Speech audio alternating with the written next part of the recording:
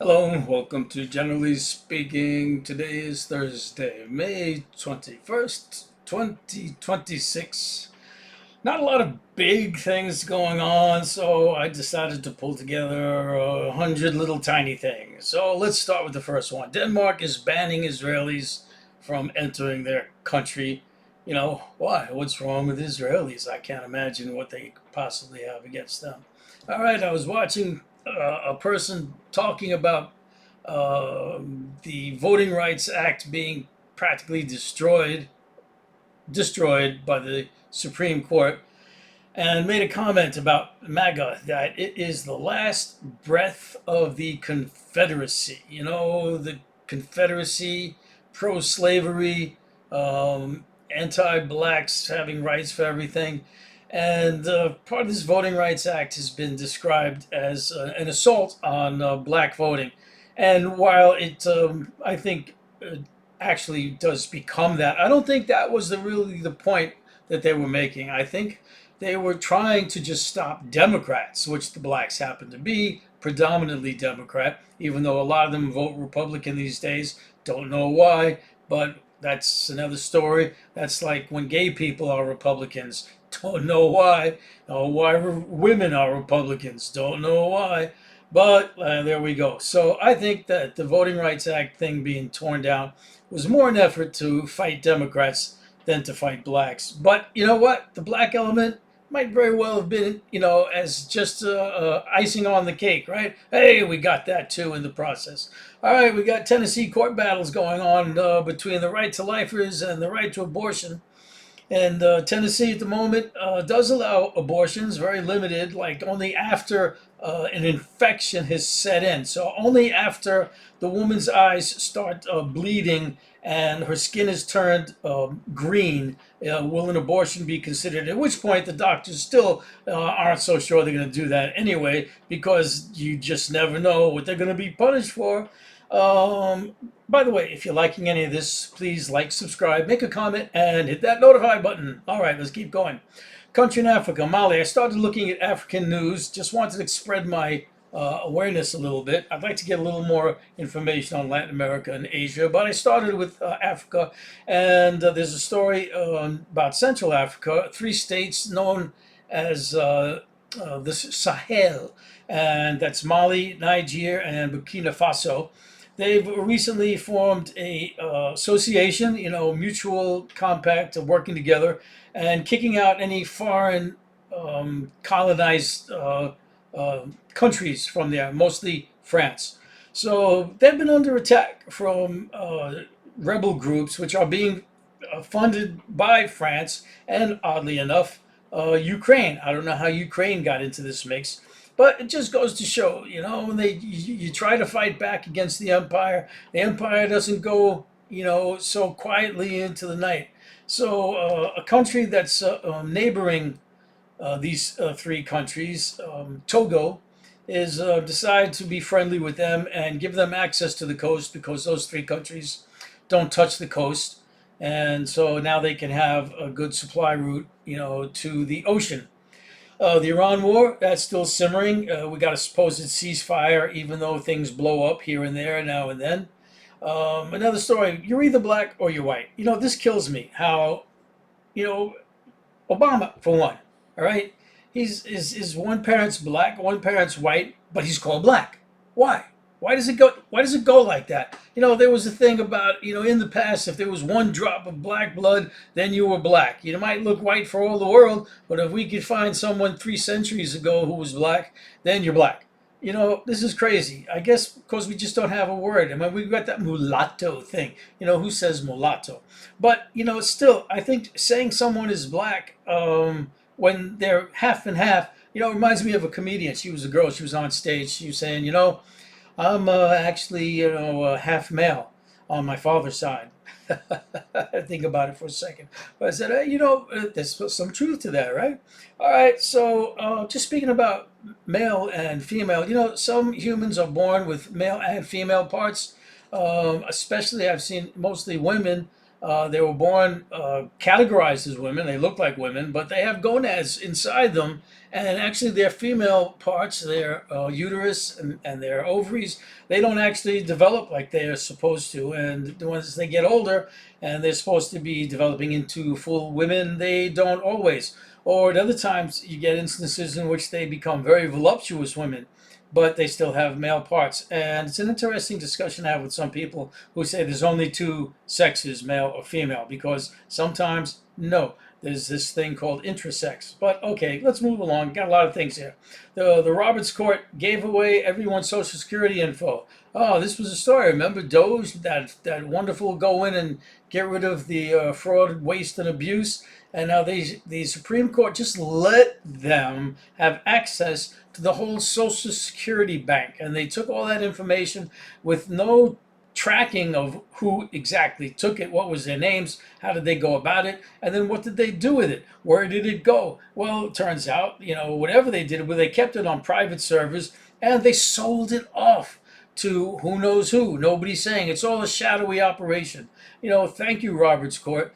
This court is like just horrible, along with the president and the Republican Party. All right, the UK defense lawyer is on trial for being successful. Yes, he's defending Palestine Action.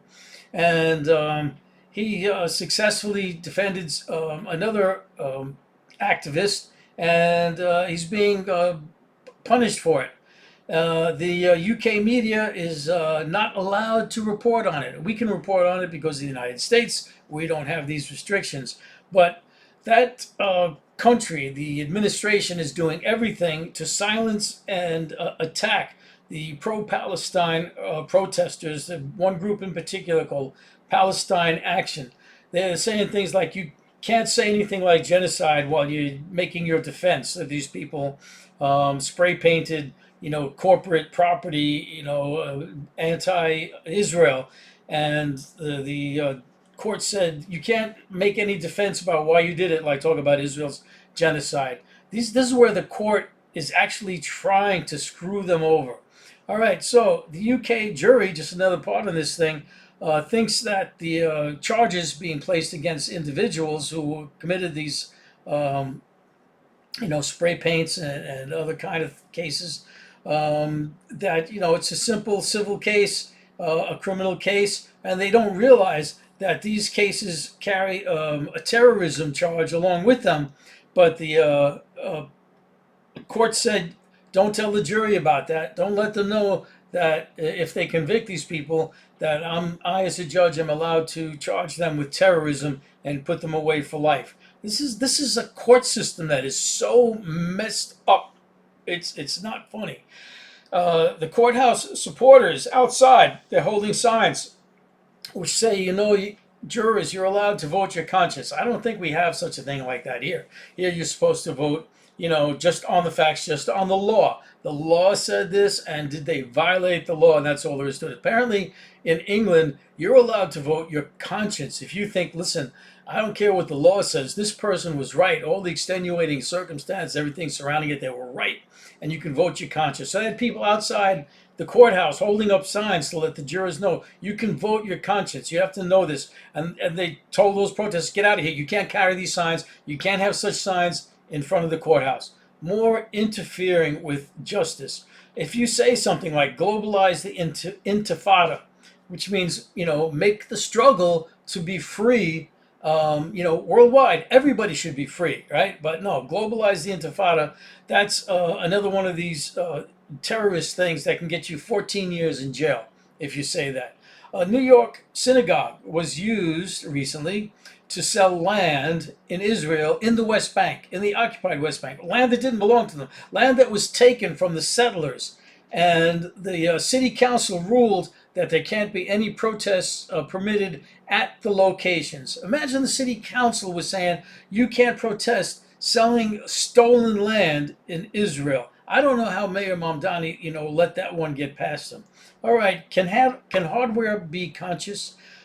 This is, one of them long time questions and stories. Many science fiction things are written about. And I was reading this article they were saying one of the indications, like, a cat is conscious because it reacts to pain. You step on its tail and it goes, meow, right? It screams. So reaction to pain is an indicator. Now, why should that be the only indicator? We still don't know what's going on in a cat's head. You don't know what's going on in anybody's head. The only one you know is yourself. And you assume that everybody's just like you because we're all made up the same material, we all look the same, that everybody in their own head has a conscious self. But the conscious self is a very interesting thing. If you stop and think about where you are in your head, you're this little dot, this little small space in the middle of your head where your thoughts come out of. But if you try to think back into the spot where the thoughts are coming out, you can't really see how the thoughts are coming out there. What's the motivating engine that's pushing each thought one after the other? I mean, you say it's you, but try to think about the you in there, and you can't do it. At any rate, so this article was saying there's no evidence that there's any experience. No evidence. What evidence? You never have experience. They say, oh, the pain, that's the evidence. All right, you know what? Too long in this story. Let's keep going. Periods. I was once writing something and thought, where does the period go? Outside the quotes or inside the quotes? And I found out that it could be either way depending what country you're in. England puts it outside, inside, outside, we put it inside. And what was the reasoning for us having it outside? That's so that the period isn't hanging alone. Well, the poor period. We don't want it to be hanging alone. It doesn't look nice. It doesn't appeal to my eyeballs. All right, so it's illegal to give aid to any nuclear country that has not signed the Nuclear Proliferation Non-Proliferation Treaty, and so that's the law we have in this country. But Israel hasn't signed it. And you could say, well, of course they haven't signed it because they don't have nukes, according to them. But everybody knows they have nukes. And they're not a part of the treaty. So we shouldn't be giving them aid. But you know what? Laws and rules are just pieces of words on a paper. And all that matters is the motives of the agency involved with whatever action is going on. And so we've seen that with the courts. If we got a constitution, it's just whatever the courts feel like doing, they do. And with the countries giving aid to Israel, even though they're not supposed to, they do it anyway. So these rules are kind of like just guidelines, All right, let's talk about a nasty kind of person. In Israel, Ben Gvir, he had a birthday not too long ago, and he got a birthday cake, and they had a noose, on the cake because of their recent decision to say it's okay to hang Palestinians, convicted of capital offenses like murder. And there was a big uproar, ruckus about this because it only applied to Palestinians. It didn't apply to Jews. But if you think about it, if it's capital punishment, it's for murder. It's not like they said we're going to hang, Palestinians just because we like them. It's because they committed murder, if that even happened, right? But they got the noose, okay, hung. That's what the noose is.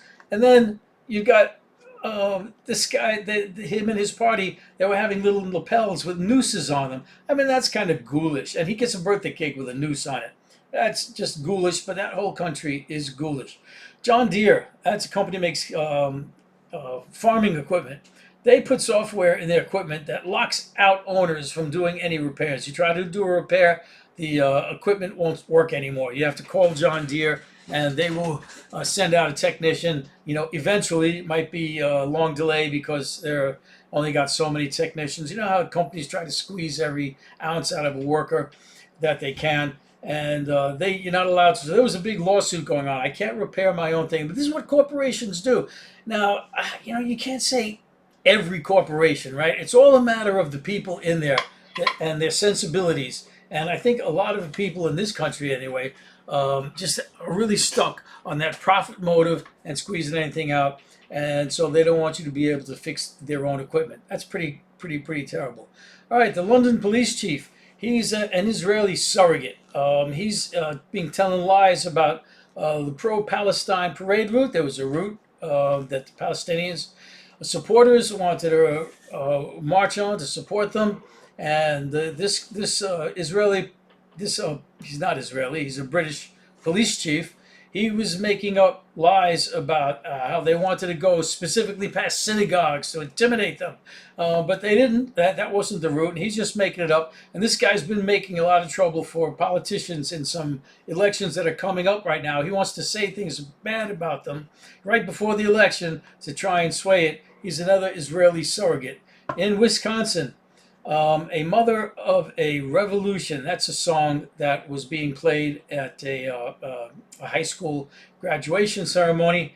And it's got no words, but just the music. But the school board banned it because it was about a revolution and about gay rights. A female, a lesbian, had written the song about the oppression and how that they get, and they're trying to stand up to it. And so the Wisconsin Board of Education said, you can't play that song, even though it's got no words. All right, Tom Steyer. Tom Steyer. Yeah, Tom Steyer. I don't know how you pronounce that. Tom Steyer. He's trying to run for California governor, and he's a billionaire. So usually the left, just shuns billionaires, like the plague. That's a good word. But this guy seems to be saying everything that the left wing wants. And by the way, I just have to make a note. Lately, I've been hearing distinctions made between liberals and the left, that they're not the same, and that the liberal isn't quite as far left, and the left is further left. Just in case you didn't know that was going on these days. And at any rate, so we got this billionaire who's saying, yeah, I want to be taxed. We need to be taxed more. Yeah, do it. And saying other things. And so isn't that just amazing? Well, why not? Billionaires are just people. They're not all bad. They're not necessarily bad. And I guess that's the thing they say. Once you become a billionaire, you become bad. I guess it doesn't happen to happen. So here's a very interesting thing to me anyway. Moody's, they're a credit rating agency, and they've downgraded the U.S. from AAA to AA1.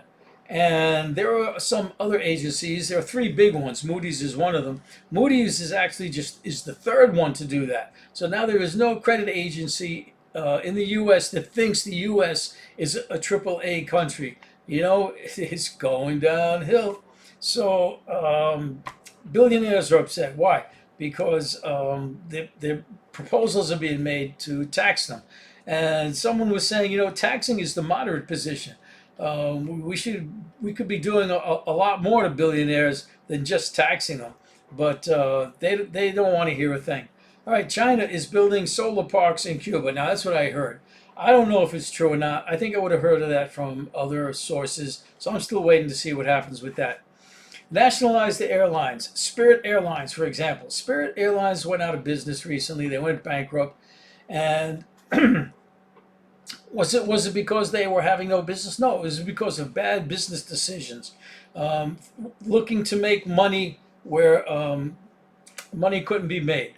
So they went bankrupt, and someone was saying the airlines need to be nationalized. I was watching the fellow who does Canadian broadcasting, and how every place where that could be nationalized, private businesses are always trying to nationalize things. He was saying, name one effort to make something nationalized in Canada that worked out to the good.